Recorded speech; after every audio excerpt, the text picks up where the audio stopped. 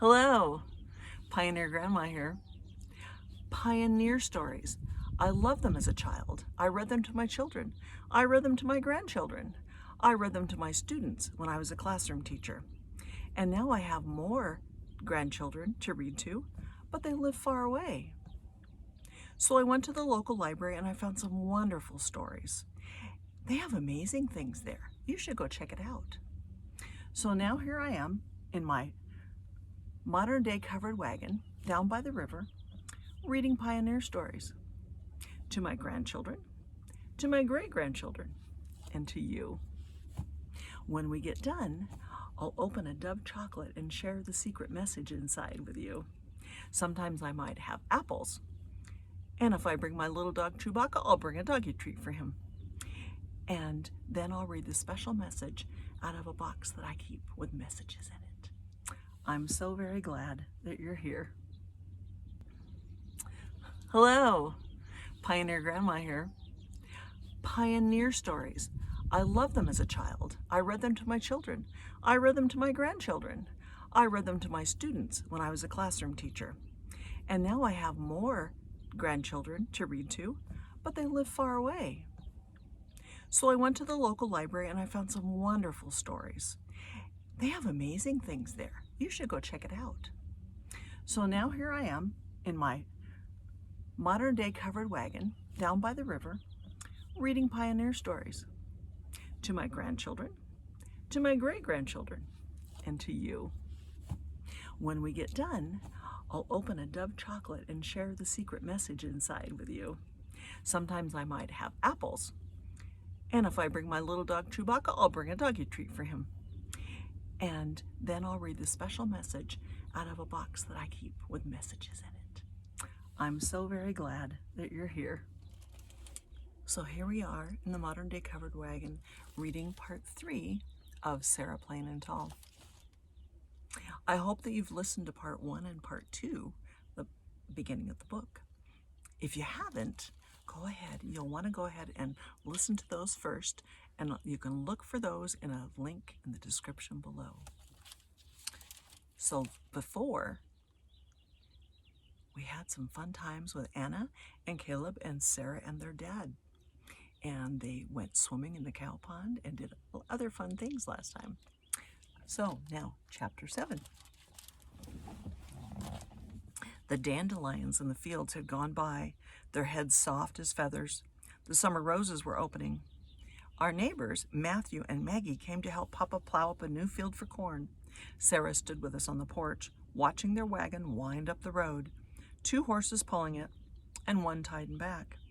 I remembered the last time we had stood here alone, Caleb and I, waiting for Sarah. Sarah's hair was in thick braids that circled her head, wild daisies tucked here and there. Papa had picked them for her. Old Bess and Jack ran along the inside of the fence, whickering at the new horses. Papa needs 5 horses for the big gang plow, Caleb told Sarah. Prairie grass is hard. Matthew and Maggie came with their 2 children and a sack full of chickens. Maggie emptied the sack into the yard, and 3 red banty chickens clucked and scattered. They're for you, she told Sarah, for eating. Sarah loved the chickens. She clucked back to them and fed them grain. They followed her, shuffling and scratching primly in the dirt. I knew they would not be for eating. The children were young and named Rose and Violet after flowers. They hooted and laughed and chased the chickens, who flew up to the porch roof, then the dogs, who crept quietly under the porch. Seal had long ago fled to the barn to sleep in the cool hay. Sarah and Maggie helped hitch the horses to the plow. Then they set up a big table in the shade of the barn, covering it with a quilt and a kettle full of flowers in the middle. They sat on the porch while Caleb and Matthew and Papa began their morning of plowing. I mixed biscuit dough just inside the door, watching. You are lonely, yes? Asked Maggie in her soft voice. Sarah's eyes filled with tears. Slowly, I stirred the dough.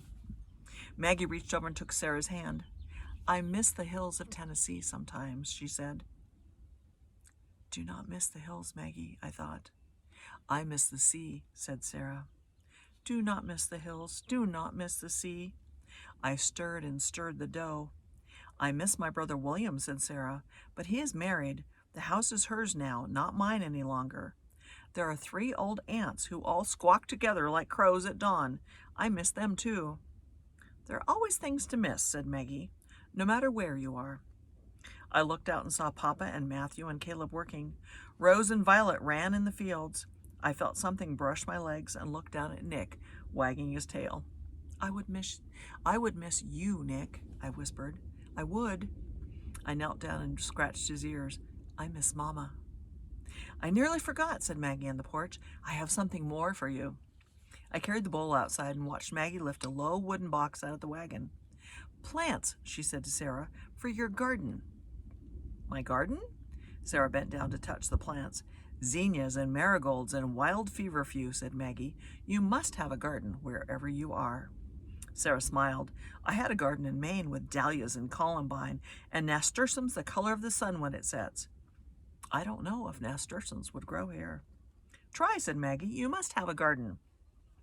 We planted the flowers by the porch, turning over the soil and patting it around them, and watering. Lottie and Nick came to sniff, and the chickens walked in the dirt, leaving their prints. In the fields, the horses pulled the plow up and down under the hot summer sun. Maggie wiped her face, leaving a streak of dirt. Soon you can drive your wagon over to my house, and I'll give you more.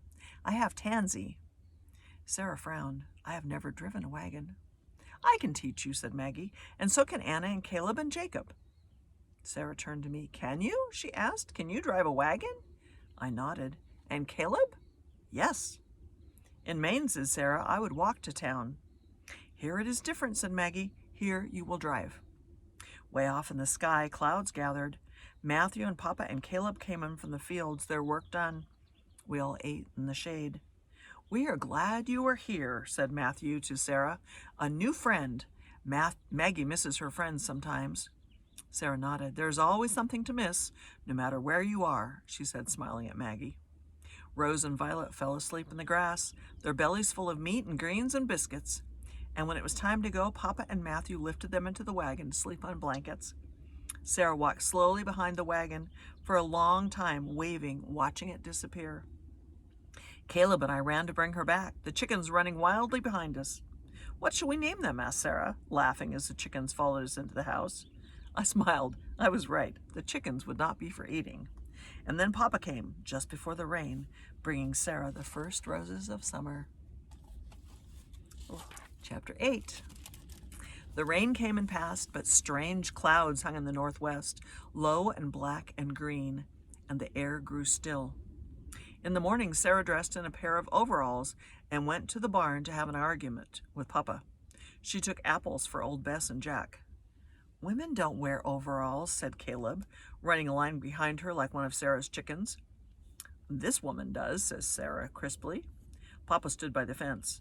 I want to learn how to ride a horse, Sarah told him, and then I want to learn how to drive the wagon by myself. Jack leaned over and nipped at Sarah's overalls. She fed him an apple. Caleb and I stood behind Sarah. I can ride a horse, I know, said Sarah. I rode once when I was 12. I will ride Jack. Jack was Sarah's favorite. Papa shook his head. Not Jack, he said. Jack is sly. I am sly too, said Sarah stubbornly. Papa smiled. Yep, he said, nodding, but not Jack. Yes, Jack. Sarah's voice was very loud. I can teach you how to drive a wagon. I have already taught you how to plow. And then I can go to town by myself. Say no, Papa, Caleb whispered beside me. That's a fair thing, Sarah, said Papa. We'll practice. A soft rumble of thunder sounded. Papa looked up in the skies. Today? Can we begin today? Asked Sarah. Tomorrow is best, said Papa, looking worried. I have to fix the house roof. A portion of it is loose and there's a storm coming. We, said Sarah. What? Papa turned. We will fix the roof, said Sarah. I've done it before. I know about roofs. I'm a good carpenter. Remember? I told you. There was thunder again, and Papa went to get the ladder. Are you fast? He asked Sarah. I am fast and I am good, said Sarah. And they climbed the ladder to the roof. Sarah with wisps of hair around her face, her mouth full of nails, overalls like Papa, overalls that were Papa's.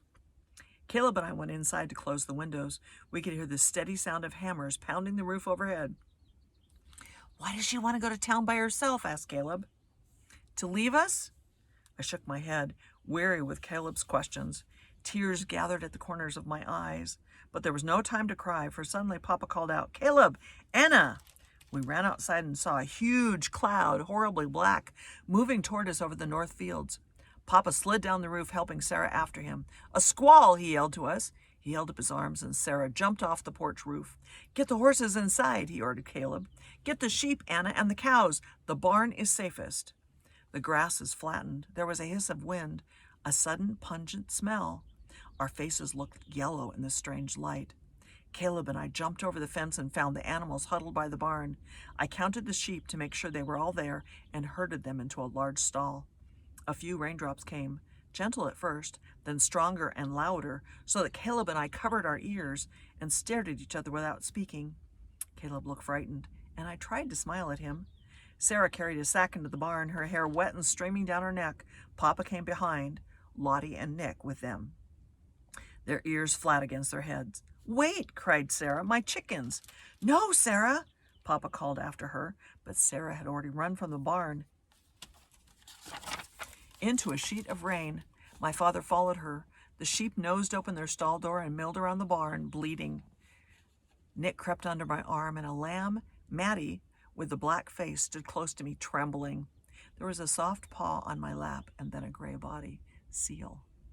And then, as the thunder pounded and the wind rose, and there was terrible crackling of lightning shouts close by, Sarah and Papa stood in the barn doorway, wet to the skin. Papa carried Sarah's chickens. Sarah came with an armful of summer roses. Sarah's chickens were not afraid, and they settled like small red bundles in the hay. Papa closed the door at last, shutting out some of the sounds of the storm. The barn was eerie and half-lighted, like dusk without a lantern. Papa spread blankets around our shoulders, and Sarah unpacked a bag of cheese and bread and jam. At the very bottom of the bag were Sarah's shells. Caleb got up and went over to the small barn window. What color is the sea when it storms? Asked Sarah. I'm sorry. What color is the sea when it storms? Asked Caleb. Caleb asked Sarah. Blue, said Sarah, brushing her wet hair back with her fingers, and gray and green. Caleb nodded and smiled. Look, he said to her, look what is missing from your drawing. Sarah went to stand between Caleb and Papa by the window. She looked a long time without speaking. Finally, she touched Papa's shoulder. We have squalls in Maine, too, she said, just like this. It will be all right, Jacob. Papa said nothing, but he put his arm around her and leaned over to rest his chin in her hair. I closed my eyes, suddenly remembering Mama and Papa standing that way. Mama smaller than Sarah, her hair fair against Papa's shoulder. When I opened my eyes again, it was Sarah standing there. Caleb looked at me and smiled until he could smile no more. We slept in the hay all night, waking when the wind was wild, sleeping again when it was quiet. And at dawn, there was the sudden sound of hail, like stones tossed against the barn. We stared out the window, watching the ice marbles bounce on the ground. And when it was over, we opened the barn door and walked out into the early morning light. The hail crunched and melted beneath our feet. It was white and gleaming for as far as we looked, like sun on glass, like the sea. Chapter 9. It was very quiet. The dogs leaned down to eat the hailstones. Seal stepped around them and leaped up on the fence to groom herself. A tree had blown over near the cow pond, and the wild roses were scattered on the ground, as if a wedding had come and gone there. I'm glad I saved an armful, was all that Sarah said. Only one field was badly damaged, and Sarah and Papa hitched up the horses and plowed and replanted during the next 2 days. The roof had held. I told you I know about roofs, Sarah told Papa, making him smile. Papa kept his promise to Sarah. When the work was done, he took her out into the fields, Papa riding Jack, who was sly, and Sarah riding Old Bess. Sarah was quick to learn. Too quick, Caleb complained to me as we watched from the fence. He thought a moment. Maybe she'll fall off and have to stay here. Why? He asked, turning to me. Why does she have to go away alone? Hush up, Caleb, I said crossly. Hush up. I could get sick and make her stay here, said Caleb. No. We could tie her up. No. And Caleb began to cry, and I took him inside the barn where we could both cry. Papa and Sarah came to hitch the horses to the wagon so Sarah could practice driving. Papa didn't see Caleb's tears, and he sent him with an axe to begin chopping up the tree by the pond for firewood. I stood and watched Sarah, the reins in her hands, Papa next to her in the wagon. I could see Caleb standing by the pond, one hand shading his eyes, watching too. I went into the safe darkness of the barn then, Sarah's chickens scuttling along behind me. "Why?" I asked out loud, echoing Caleb's questions. The chickens watched me, their eyes small and bright. The next morning, Sarah got up early and put on her blue dress. She took apples to the barn. She loaded a bundle of hay on the wagon for old Bess and Jack. She put on her yellow bonnet. "Remember Jack," said Papa, "a strong hand." "Yes, Jacob." "Best to be home before dark," said Papa. "Driving a wagon is hard if there's no full moon." "Yes, Jacob." Sarah kissed us all, even my father, who looked surprised. "Take care of Seal," she said to Caleb and me. And with a whisper to old Bess and a stern word to Jack, Sarah climbed up in the wagon and drove away. "Very good," murmured Papa as he watched, and after a while he turned and went out into the fields. Caleb and I watched Sarah from the porch. Caleb took my hand, and the dogs lay down beside us. It was sunny, and I remembered another time when a wagon had taken Mama away. It had been a day just like this day, and Mama had never come back. Seal jumped up to the porch, her feet making a small thump. Caleb leaned down and picked her up and walked inside. I took the broom and slowly swept the porch. Then I watered Sarah's plants. Caleb cleaned out the wood stove and carried the ashes to the barn, spilling them, so I had to sweep the porch again. "I am loud and pesky," Caleb cried suddenly. "You said so, and she's gone to buy a train ticket to go away." "No, Caleb, she would tell us." "The house is too small," said Caleb. "That's what it is." "The house is not too small," I said. I looked at Sarah's drawings of the fields, pinned up on the wall next to the window. "What is missing?" I asked Caleb. "You said you knew what was missing." "Colors," said Caleb wearily. "The colors of the sea." Outside, clouds moved into the sky and went away again. We took lunch to Papa, cheese and bread and lemonade. Caleb nudged me. "Ask him. Ask Papa." "What has Sarah gone to do?" I asked. "I don't know," said Papa. He squinted at me. Then he sighed and put one hand on Caleb's head, one on mine. "Sarah is Sarah. She does things her way, you know." "I know," said Caleb very softly. Papa picked up his shovel and put on his hat. "Ask if she's coming back," whispered Caleb. "Of course she's coming back," I said. "Seal is here." But I would not ask the question. I was afraid to hear the answer. We fed the sheep and I set the table for dinner. 4 plates.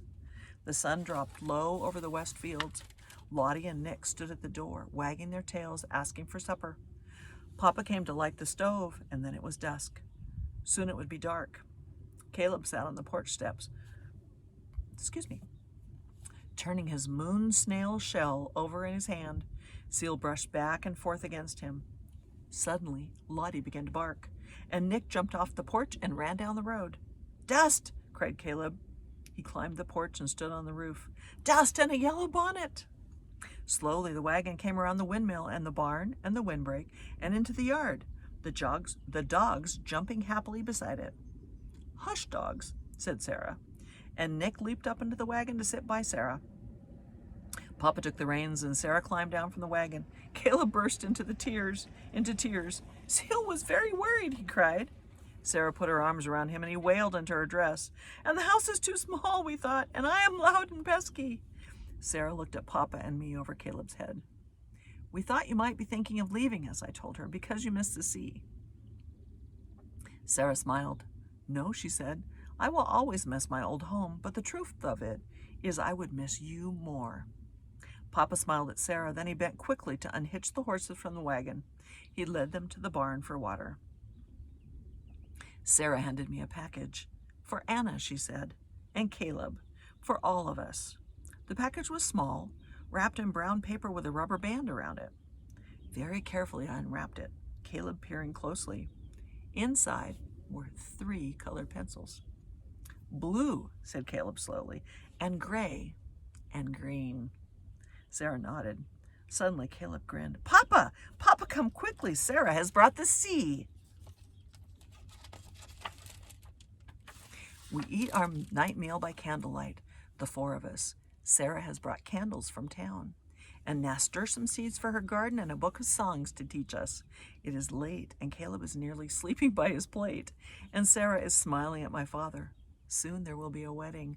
Papa says that when the preacher asks if he will have Sarah for his wife, he will say, "Yep." Autumn will come, then winter, cold with a wind that blows like the wind off the sea in Maine. There will be nests of curls to look for, and dried flowers all winter long. When there are storms, Papa will stretch a rope from the door to the barn, so we will not be lost when we feed the sheep and the cows and Jack and old Bess. And Sarah's chickens, if they aren't living in the house. There will be Sarah's sea, blue and gray and green, hanging on the wall, and songs, old ones and new ones, and seal with yellow eyes, and there will be Sarah, plain and tall. I thought that was a lovely book. So, we have our dove. Let's see what it has to say.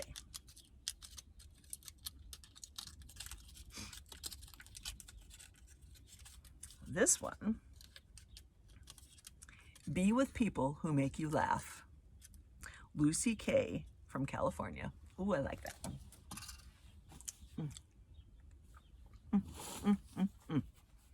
So very good. Well, we finished Sarah Plain and Tall, and we'll go on to the next book in the series. I'll put links in the description below. I am so very glad that you were here. I love you, and I'll miss you till next time.